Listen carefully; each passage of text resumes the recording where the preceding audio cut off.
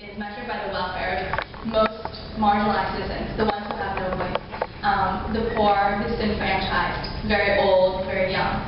And the other one, which I'm very glad that Roosevelt embodies the most, is that change is unstoppable, right? Progress is desirable, and of course, solutions are possible. So that's not to say that the world isn't, quite frankly, a bit of a mess. And the authors who answered this year's Community Development Challenge were certainly aware of just how messy it was.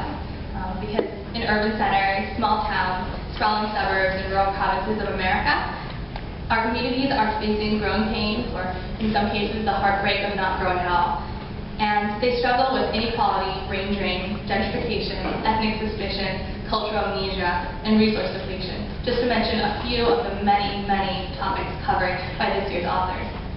Roosevelt student thinkers, the authors whose works I was so very privileged to edit, turned to their own communities to solve these problems.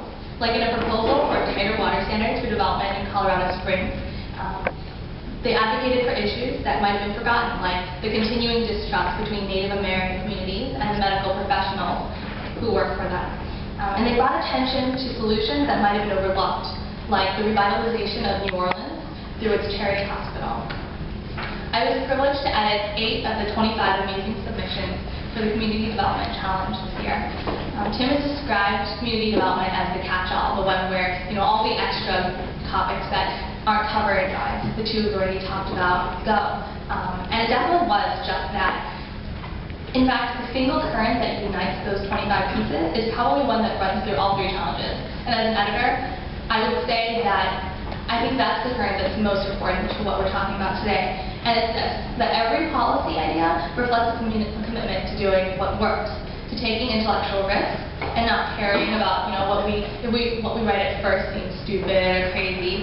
And it's because Roosevelt is a think tank of students, all of us here, that we don't have the reputations to uphold or the power that we don't have all the power that we need to maintain. And frankly, a lot of the times we're fortunate that we don't necessarily work for people, that we can think independently and we tackle the topics that we want to, not the ones we're paid to.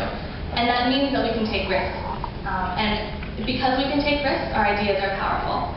And I think, as someone who's seen a lot of the work that's happened today, I'm glad to say that, the wellspring of all great policy ideas in the future is controversy. The topics we came up with are not just the ones that are new or fresh or interesting. They're also the ones that people are afraid to say, or the ones that everyone should know, and somehow it's been avoided because there are no special interests lobbying for it. They're all of these kinds of ideas. And I think most of all, they embody the fact that at Roosevelt, because we're students, because we can take interesting positions, we can influence the policies of the future. That gives us a lot, that gives us a voice that is most important. I'm so very happy that I'm being corny here, but we're a room of extraordinarily powerful intellects, and most importantly, a lot of hope for what is in the future.